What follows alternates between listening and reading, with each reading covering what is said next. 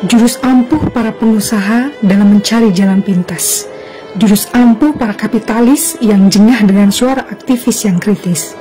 Kalian bicara tentang laba, kami bicara tentang nyawa. Hei Tuan, dengarkan kami. Apakah isi kantong Tuan kurang buncit hingga membuat kebijakan yang begitu pahit? Tiap waktu kami harus ngirit, dan sekarang kau buat kami menjerit. Janganlah Tuan melihat kami layaknya rumput liar, hingga Tuan membuat keputusan yang begitu kasar. PHK yang didapat ibarat petir yang keras mendarat, termangu di persimpangan kehidupan saat kebutuhan meroket tajam. Tapi kawan, janganlah menjadikan karam, karena pasti ada hikmah di balik misteri Tuhan. Dan untuk kalian Tuan, ingatlah, jangan anggap kami tunduk, karena keyakinan kami lebih tegak.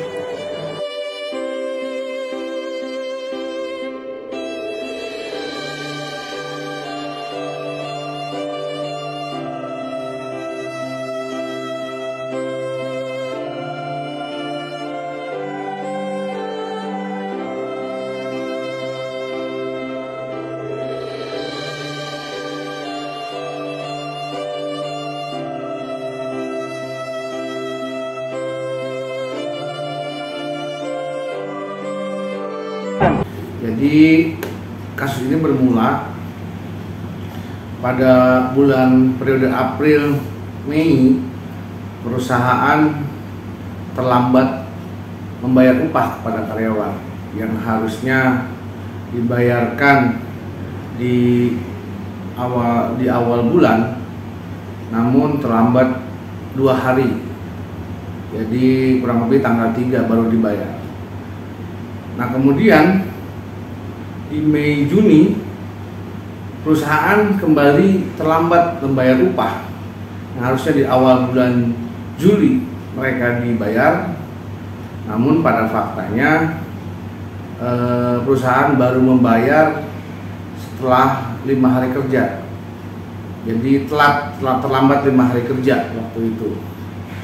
Itu pun perusahaan membayar hanya 70% dari upah yang seharusnya.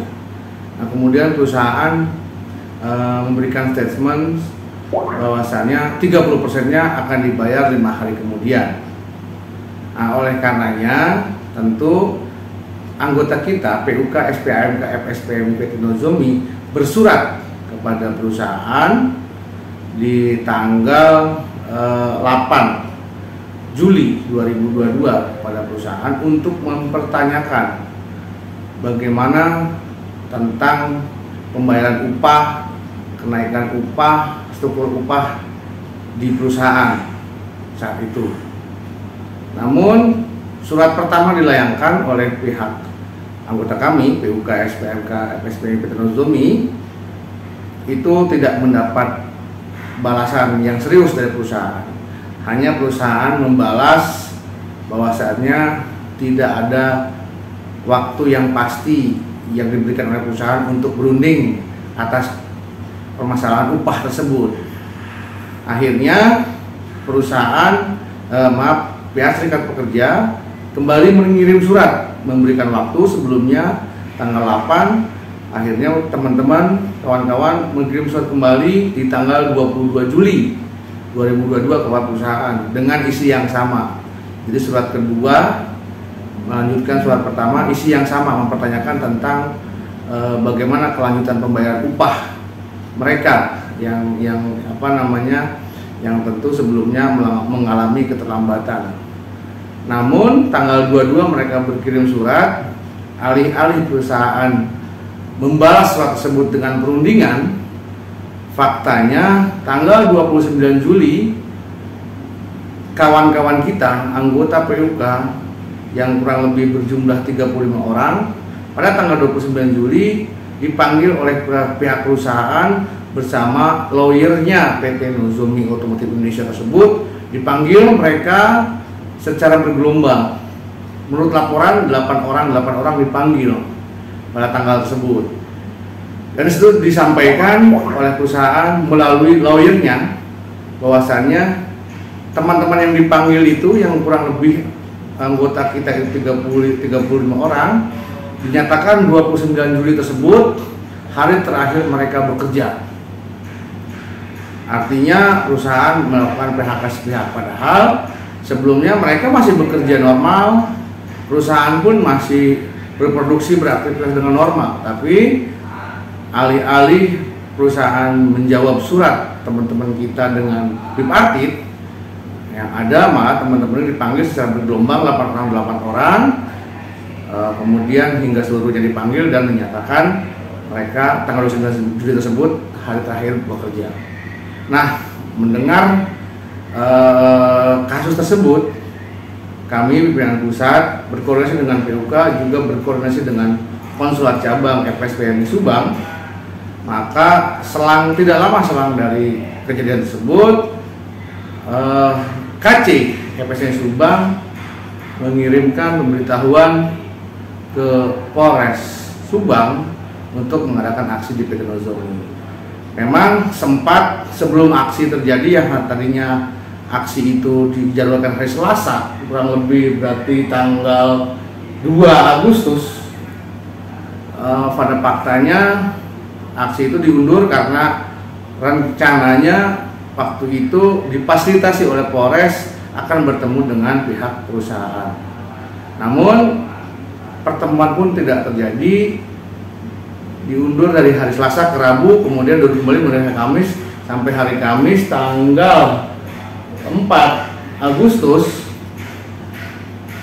Pihak FSPMI, pihak PUK, dan juga dari pimpinan pusat pun hadir. Waktu itu diwakili oleh Bu Wahyu Hidayat dari bidang Infocom PPSPMK. Kemudian hanya bertemu dengan pihak kuasa hukum dari PT Nozomi Otomotif Indonesia, dan disitu pun disampaikan bahwa perusahaan tetap pada keyakinan untuk mem-PHK teman-teman kita. Maka karena itu kemudian atas kesepakatan bersama teman-teman, juga dikoordinir oleh konsulat cabang SPMI Subang, sampai hari ini teman-teman kita, kawan-kawan PUK Nozomi Otomotif Indonesia mendirikan tenda jual di depan gerbang PT Nozomi Otomotif Indonesia.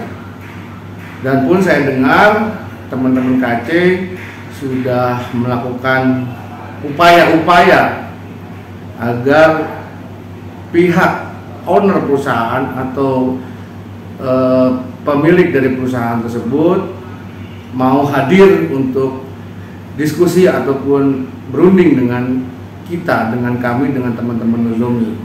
Karena memang sampai saat ini bahkan informasinya Kepala Disnaker Subang pun belum sanggup atau belum bisa menghadirkan pimpinan perusahaan, karena tepat pada tanggal 4 pada waktu aksi pertama kali kita yang semula dijanjikan akan bertemu dengan pimpinan perusahaan atau pemilik dari perusahaan Nozomi Otomotif Indonesia, ternyata tidak hadir, hanya dihadiri oleh perwakilan perusahaan, yaitu kuasa hukumnya.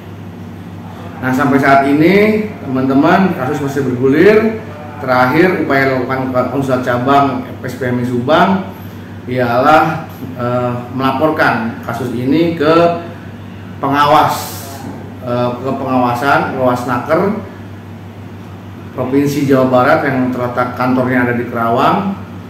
Nah, kemudian juga selain itu juga melalui upaya jalur pemerintahan legislatif, DPRD Kabupaten Subang juga menyampaikan kasus ini kepada pemerintah daerah Kabupaten Subang, dalam hal ini Bupati, karena memang teman-teman konsulat cabang ini mempunyai power yang cukup kuat untuk bisa diskusi berunding dengan legislatif maupun pemerintahan di Kabupaten Subang.